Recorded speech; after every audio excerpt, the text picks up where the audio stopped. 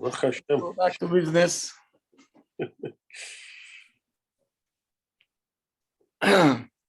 Okay, so we continue with the discipline. So if you recall last time, I think it was last Thursday, if I'm not mistaken, we said Hashem didn't give us bad children or good children. He gave us challenges. And I said, a child which is difficult is forcing his parents to work on the midah of patience. You have no choice. Sometimes the kids will teach us how to behave. And that's how we learn to control ourselves, to grow, and to get better. So in any case, all the parents over here have to know the approach to the child have to be a loving one. This is our job. And you know, we always have to have in mind that we have a mission. Hashem gave us a mission. The child is a mission. Let the child understand that together with him, we want him to develop and he should move forward. It's not me against you. We are on the same side of you. We want you to grow to be a person, a good one. So this is our goal. So we don't need the house to be a battlefield. That's not serving any goal. When we teaching a child to accept the rules, we're not the winners or he is the loser. No. We're doing it for his own good. We are on your team. So in this case, you're going to find pleasant ways to implement rules. It doesn't have to be with screams, yell, threatening, and who knows what. There is always a solution. And let me give you one example. There's a child that every day he came home, his book bag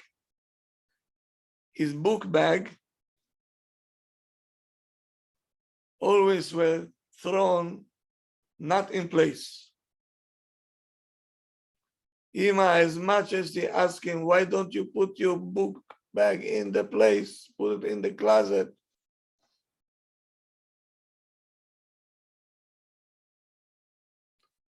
Ima decided, that's it, I have to change this habit. Okay, the podium is all yours. How are you going to do it? I let you to try and then let's see what I'm going to say. Okay, you have a child that every day he's putting his book bag next to the entrance and that's it. Not in the closet where you want him to have it. What are you going to do? No?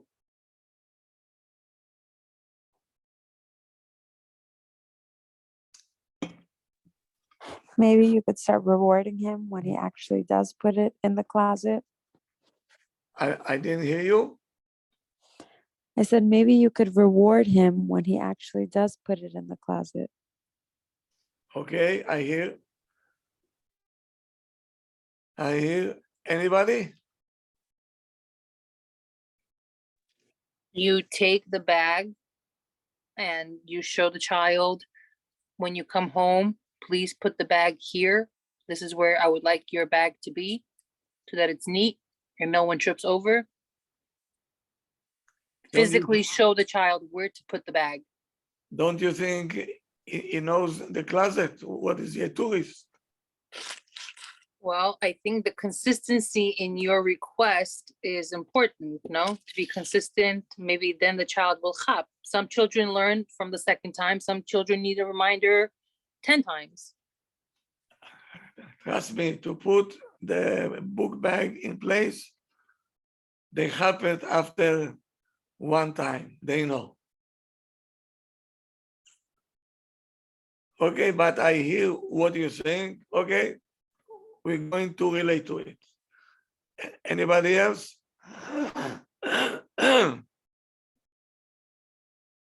Okay, I see people are afraid to talk. You're chickening out on me? Yes, we're afraid. I'm so bad. I never know I'm so. No, you're very smart. We're afraid that we're saying bad, like not smart things. So how you gonna learn? We're Maybe listening to you. maybe you could give the child confidence that you believe in him, that you know that he can do it. So let me tell you, I have a few options. I can get upset and to get angry, to scream, to threaten, to punish, to show him the closet. Yes? I have my options. Yes. What I mentioned until now, is it a good option? No. Okay? It's not options that the child will actually learn and benefit from. By screaming and yelling, how is the child going to benefit from what you're asking him or her to do? So what are we gonna do? What the alternative that we have to offer? Screaming, the house becoming a battlefield. Threatening, we're not on the same page, meaning I'm not helping you, I'm doing other things. Ima was very smart. She found a very nice approach. And listen to this. She left it like this. She waited for the child to be in a good mood, relaxed. Ima sat next to the child and listened to what she told them. Michael, every time I'm asking you to put your book bag in the closet, you're refusing. I want to help you to get used to listen to what your parents are telling you. I want to help you. You tell me now. How can I say it so it will sound to you that באמת I want to be on your team to help you to be more neat, and it's going to be for you more comfortable. Are we attacking the child? What are we doing with such an approach?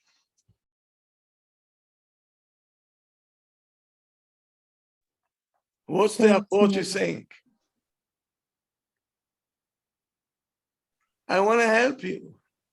You're trying to work with the child. Exactly. He's a child. We have to help him. So work with him. Mhm. The child is not accustomed to this kind of approach.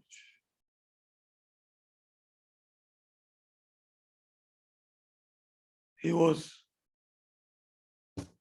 stunned from the very nice and pleasant approach. He kept quiet for a second.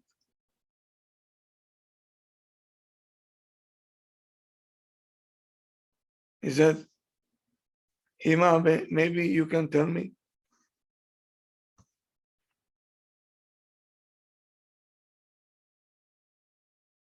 So he said, listen to what the child says. Listen carefully, every word what I'm saying now. What he wants to hear. Michael, my sweetie,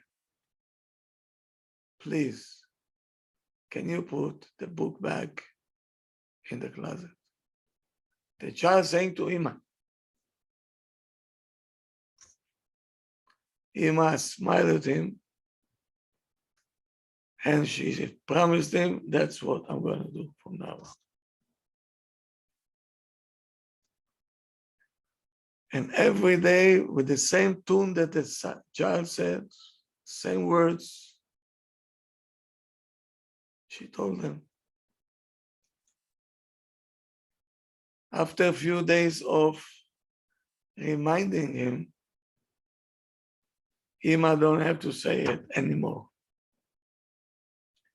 He got used to put the book back in the closet. No fights, no screaming, no shouting, no threatening, no punishing. No. Let the child tell us how he wants us to approach him. So don't forget, we want to help you. So you help us to help you.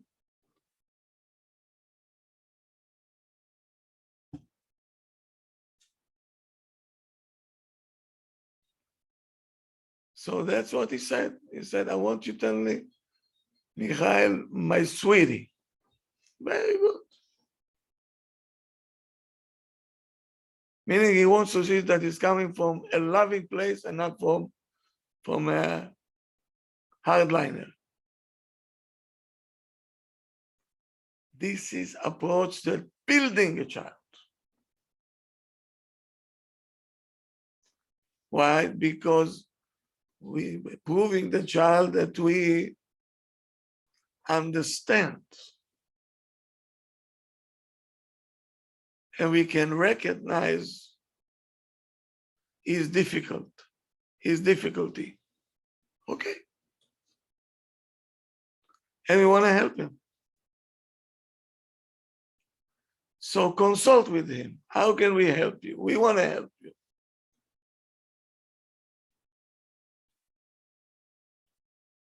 So don't forget this point. It's much easier to scream and yell and to threaten. That's a quick fix.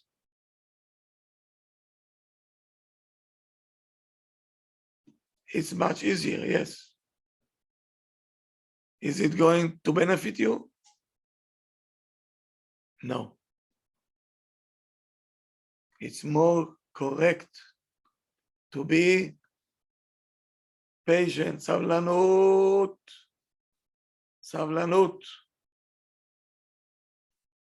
And you have to understand it's a process. It's a process.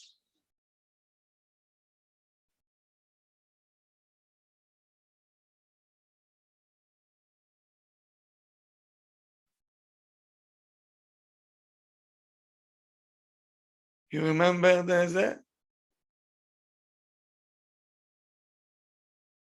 person that I told you already 50 times that used to fix the cushion of the chairs at the building where I used to live in Eretz Israel? The cigarette was here for years. No.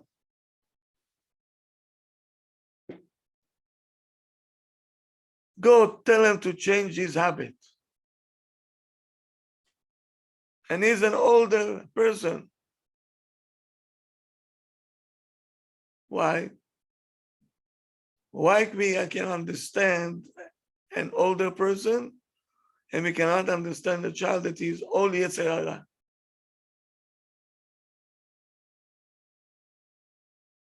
Why? It's not fair to the kid. You know, he's a kid after all.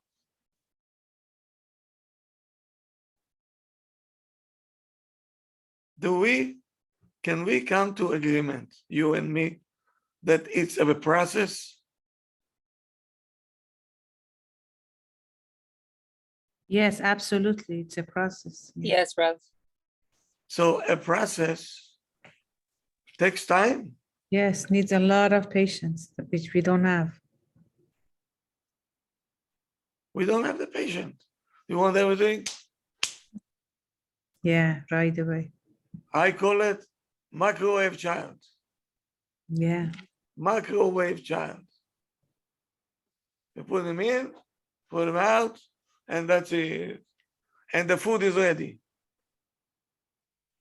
Rav, aren't we still working the same way with our children? At this age, we're still working at it.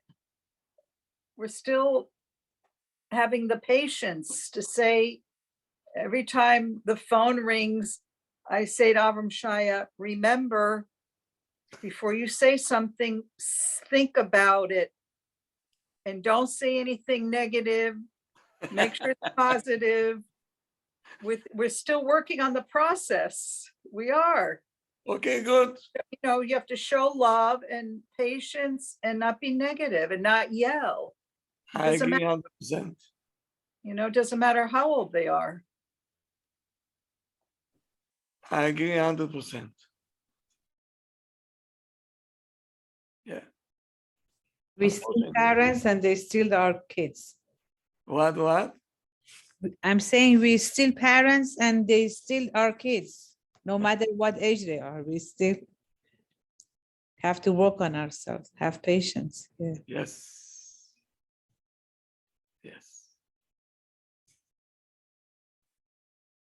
So, my advice is don't fight and don't surrender. It doesn't work. We Fighting. don't need. Yeah. We can do other things. Now, to the parents, how do you know if you implement it and you forced, I would say, the rules in the right way, in the correct way? How are we going to test ourselves? You mean from the beginning, if we did the right thing? Yeah. So the gauge is to feel, how do we feel with the process? Are you tense? Are you angry?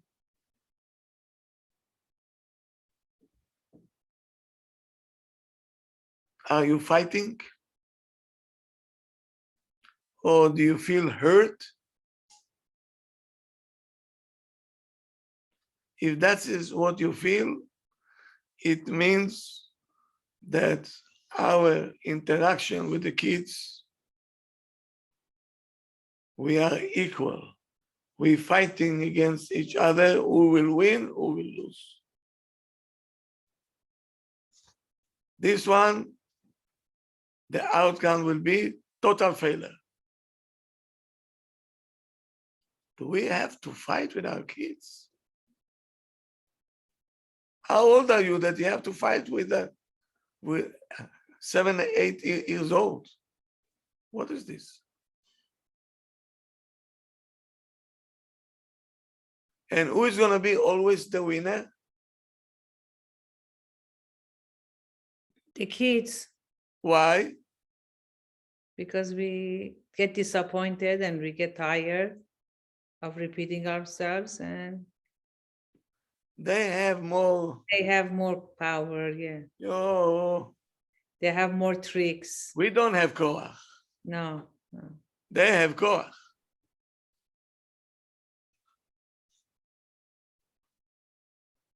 They consistent. They know. And they We're do. not consistent. No, they go different ways to get to So their. here we go. Write it and you paste it all over the house. A fight is not a way of chinuch. Fight and chinuch doesn't go together. The approach is totally wrong.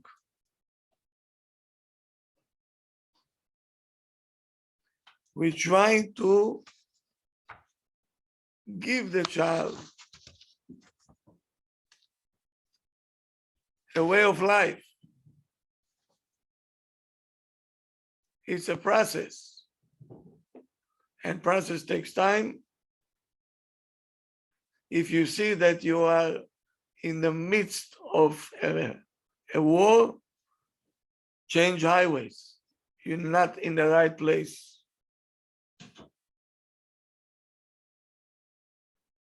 Try to sit down with the child, negotiate with him.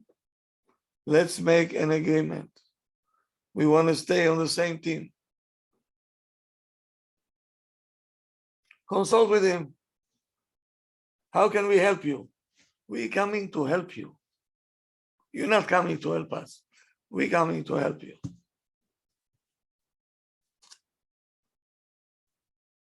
In this case, when you say we're coming to help you, you are the authority.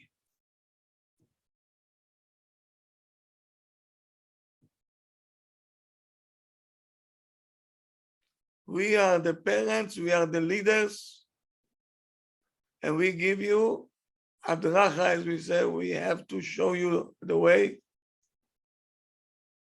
We're not going to fight like we equal.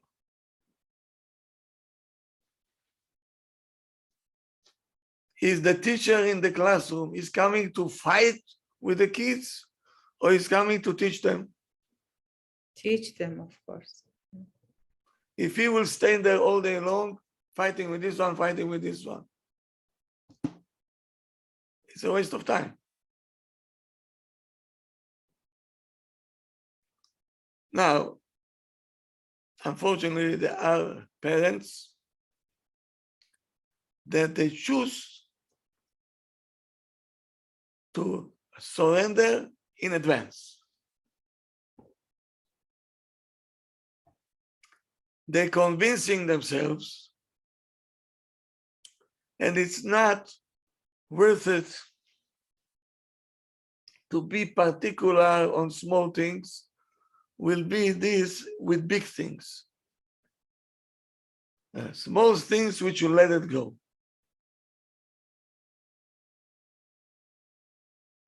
So what we're doing, in Hebrew it sounds very good. Listen to this. Yes, there is a word called le'ekof, aleph, kaf, vav, face of it, meaning to implement, to force. And there is a word called la'akof, meaning ayin kuf, vav, face of it. The kaf and the kuf changing. What does it mean? Le'ekof, be'alef means we have to force the rules. That's why we have the police, right? What for? We have to force the rules. What does it mean, la'akof?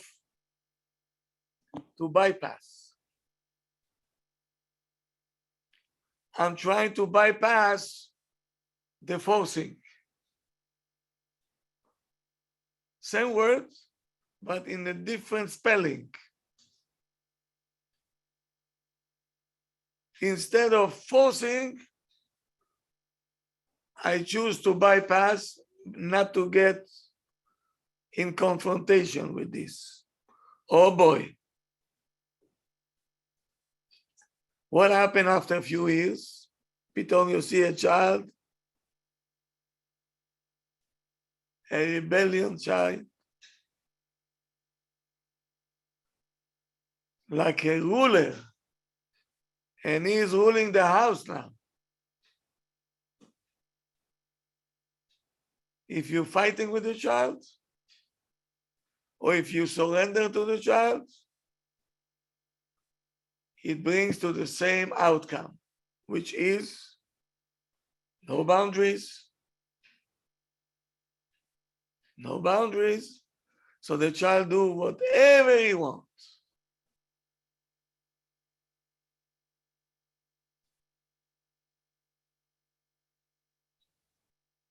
Nothing is small in the house.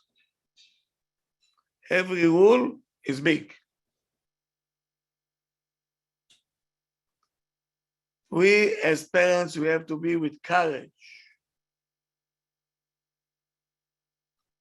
We have to feel sure of what we're doing. We should trust ourselves. The power you get from where? That from the fact that Hashem made you parents. Hashem appointed you to be parents. Already you have to believe in yourself that you're capable for the job. Hashem gave you a job.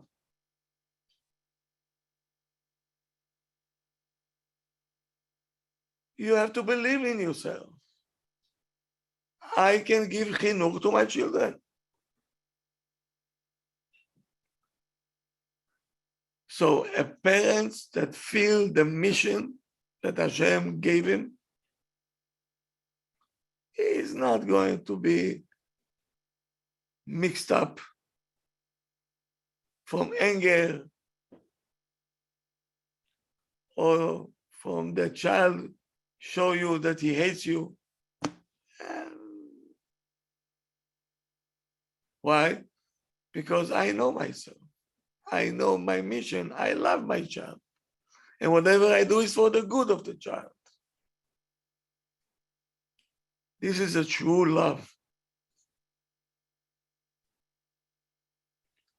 That is not going to be shaky because it's difficult to give him chinuch. No. Hashem appointed me. I'm the messenger. I'm the shaliach. I have a mission. I have to give you chinuch.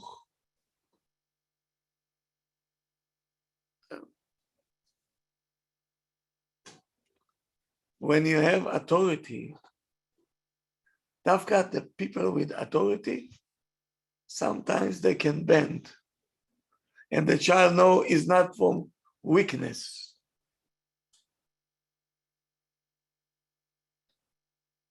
And I'm not losing my place. I can tell you from my days in the army, they know that I am the captain. I'm calling the shots. But I was very flexible in the places that I couldn't be flexible. But they knew he is still the authority over here. We have to listen to what he says. I didn't lose my position as authority. You mean when you can't be tough, you have to be flexible? When you can't teach the child? No, you can be tough. It's No. not tough. It's authority. There are things that we cannot be flexible, and sometimes I can be flexible. Right.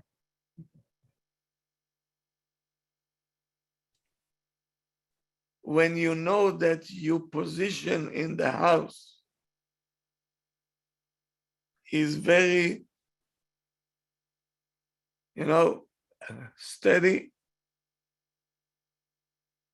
everybody looks at you like you are the authority. That gives me the ability sometimes to be soft, flexible, and loving, as long as I'm calling the shots, not you. Do you understand what I'm saying? Yes, but not every kid, Every kid, every kid. every kid. The kid knows So, if you love him, if you care for him, or you try to show him who is the boss over here.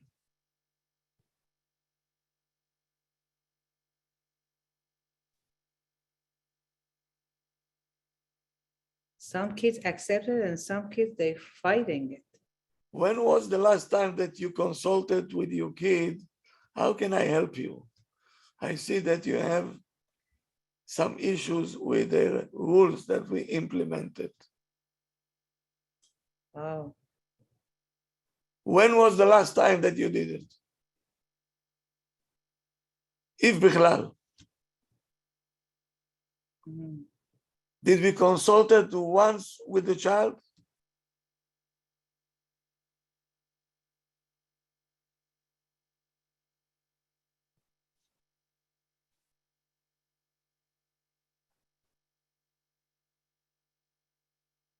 In the army, okay, my soldiers once, they came to me and said, it's not fair. I said, why not? Because we don't have enough day offs. So I had two choices to tell them, you know what? Welcome to the army. So I said, you know what? Let's sit down and talk things over. What are you expecting? And let's see if I'm able to accommodate you. We'll find the middle way. But I want to help you. We always found a way. They were happy. I was happy. And they knew rabbihaimoff is the authority.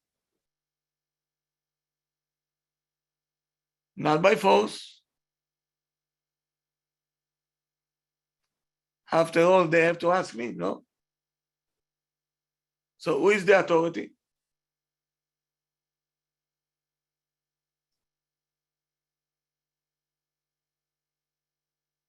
Some kids I see, they don't even ask the parents. They do whatever they want.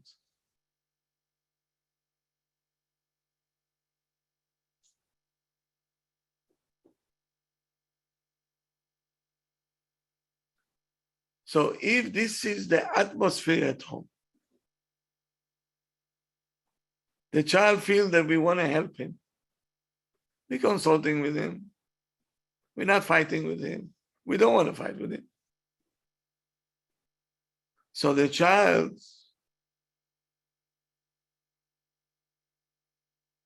is relaying to the authority and to the boundaries as a chinuch plan. And it's not a punishment.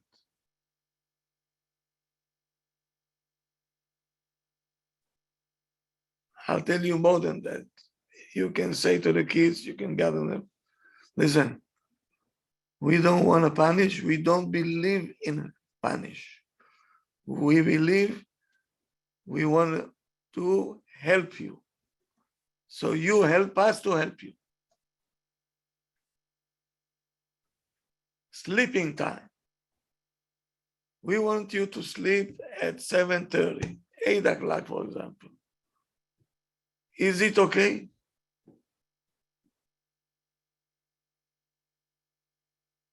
Do you have any comments?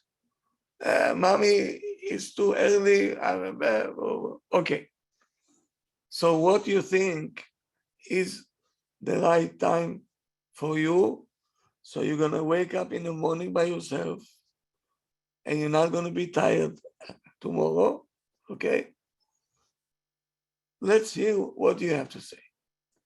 So now the kids feel that you're trying to be the boss.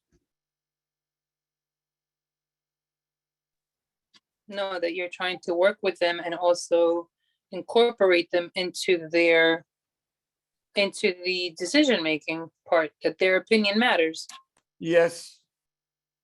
So then why they should fight with you? If let's say we came to conclusion 8:15. Okay? Are we gonna fight now?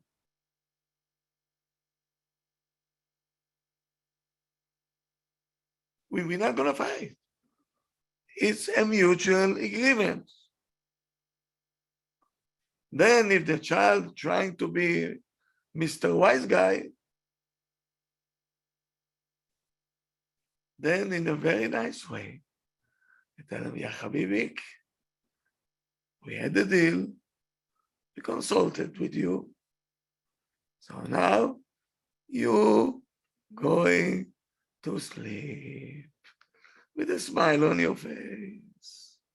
You take him to the room and say, Habibik, we agreed, agreement is agreement. Is this a fight?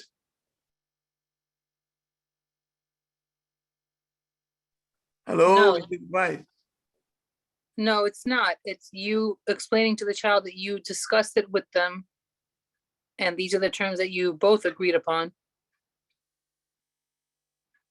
So now as authority, we gave you all the chances, we consulted with you. So now we have no choice but to force it on you in a nice way. If his name is Chaim, says, now Chaim is going to sleep. You don't have to say, huh? You don't want to sleep? You're a liar. No need to.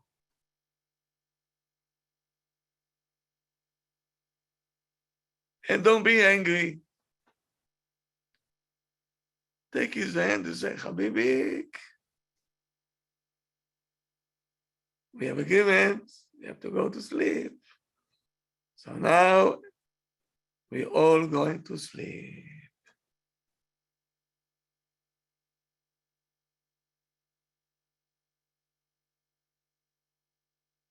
And now people will tell me what happened if the child will come out of the room. Yes? Huh? Yes. You're going to sit down in the entrance to the room with the Tehillim book. My book, it says, I'm going to sit here. Nobody is coming out of the room. What do you think will happen?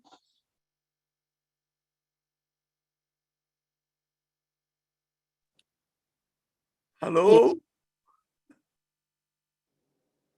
He will still try to Well, come you're out. sitting by the entrance. Where can he go? Making excuses. I'm hungry. I'm thirsty. The kitchen is closed.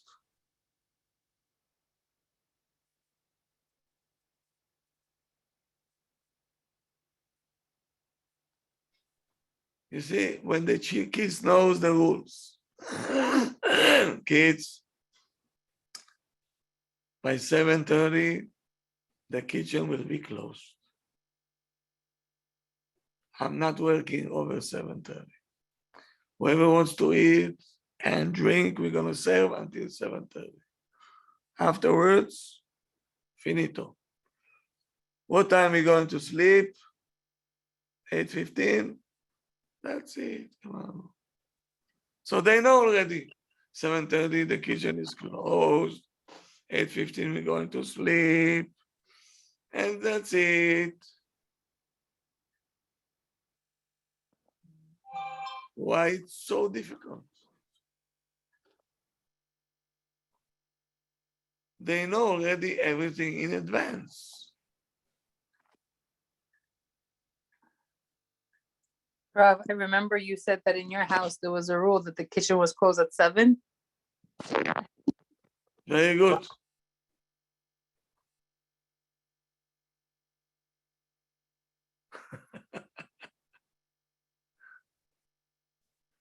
If you don't have a rule, you're gonna give food even at 10 o'clock at night. And it's not the kid's fault.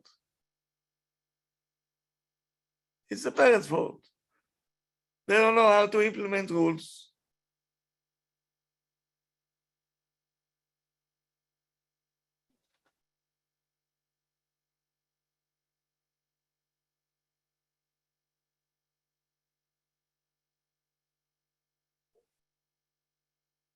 So I see what they are sending me over here.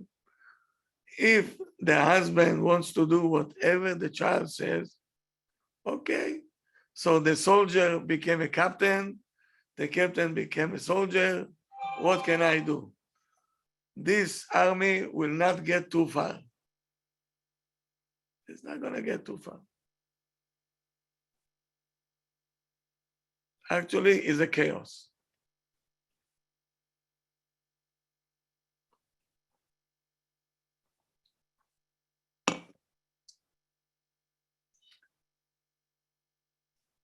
You don't have to scream.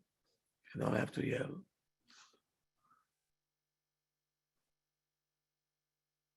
Everything has to come as agreement. We're here to help you. Okay. Don't try to tell me I want to sleep at 10 o'clock. It's not going to happen. So we have between 7:30 to 8:30 to work with. What do you think?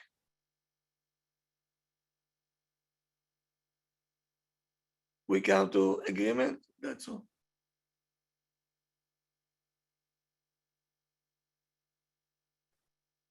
Then the fight will be over, everything will be over. Then zero.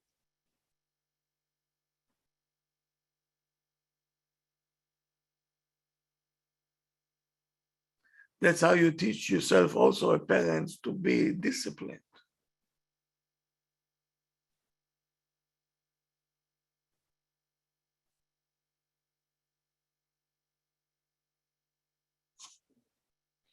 So we have to give the child a choice.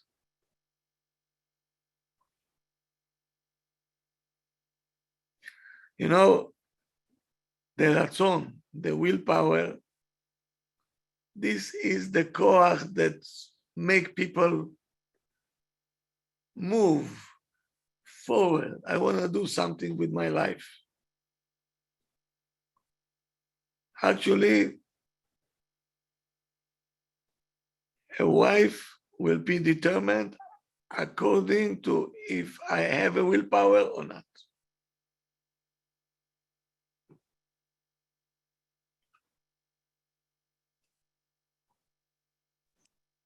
What do you mean by that? Okay. If a person don't want to do anything, is he alive? Not necessarily. I'm not. What happened to a person when he is depressed? He doesn't want to do anything. According to the Torah, he is not alive. He is existing now.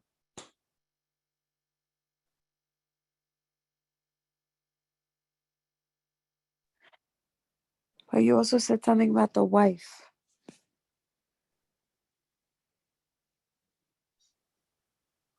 No, I didn't say nothing. I don't think so. I said, we cannot take away. A person chose to be depressed. It is his choice. Who told you to be depressed?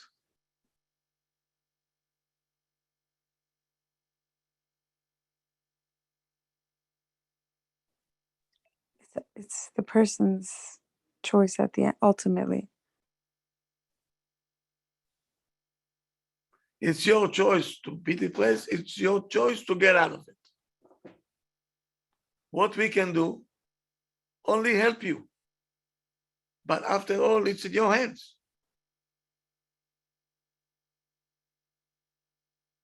Hashem gave the free choice to every person. Why we want to take it away from our kids?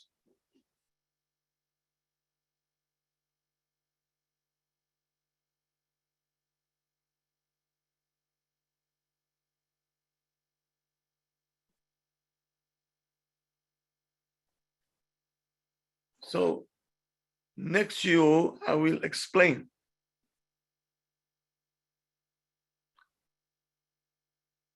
In the house, when they have rules and they're implementing the rules, over there is a free choice.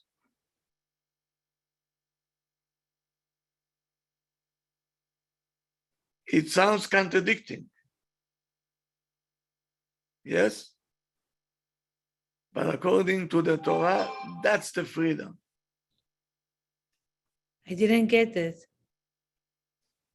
It's written, אין לך בן חורין, אלא מי שעוסק בתורה.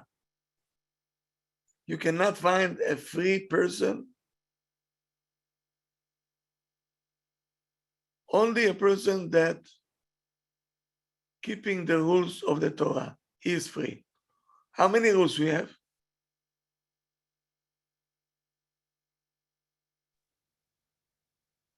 How many rules we have? 613. 613, no? So where is the freedom? We have boundaries. That's our freedom. Exactly. When I know what I'm not allowed to, so I know exactly what I'm allowed, and that's giving me life. What I can do and what I can't do. Exactly. Yeah. A person who don't have boundaries, he doesn't know even what he wants.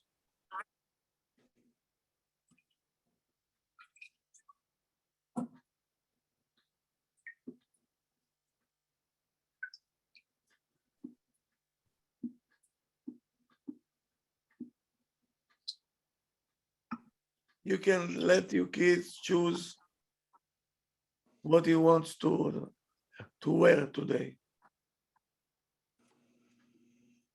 Give him few choices. Here, this pants, this pants, this pants. Which one then do you want? That's what you want? Okay, good.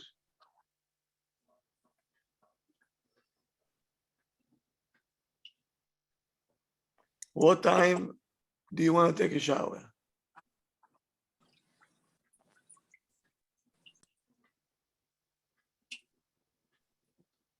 You remember my speech, no? How many times I said it already, yeah? A child from the first moment in the morning, nobody give him a free choice. He gets only orders.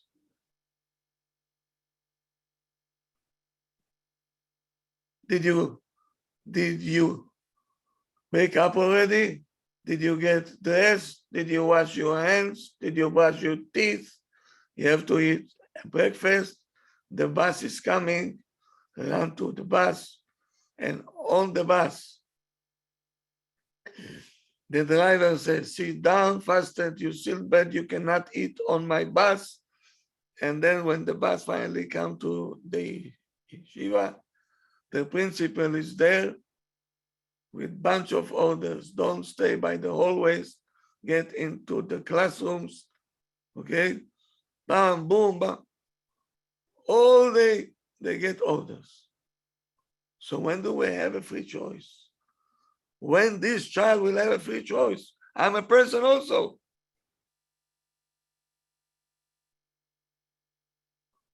Going back home, again, the same driver drives them crazy. You say, finally, I'm coming home. He's coming home. His mother, the captain, hey, put your coat in the closet. Do this, do that. Klum. Food is ready. I'm not hungry. I'm not asking you. Eat. Then you have to do homework. You have to do this. That's not gonna go too far. That's a war zone. If the kid's coming out, let's say 4:30, 5 o'clock, let's say, and they have 3 hours until 8 o'clock. Now you say, kids, it's your free choice now.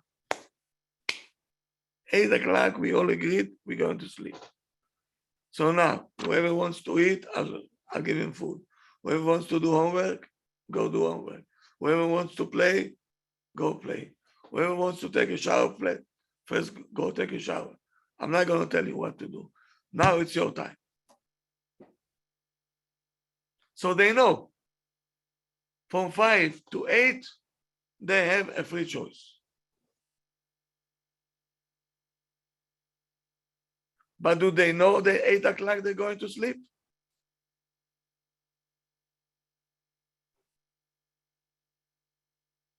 Yes or no? Yes, No. So in these 3 hours, they're free to do. They have a free choice.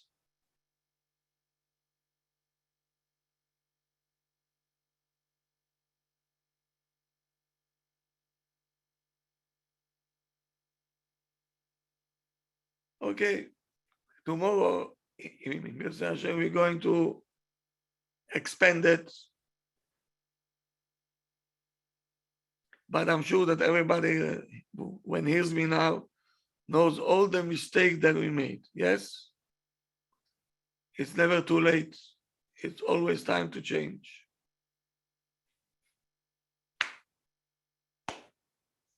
I hope that everybody will be brave enough to know that we don't know everything, including me. I don't know everything. Trying still to learn. All right.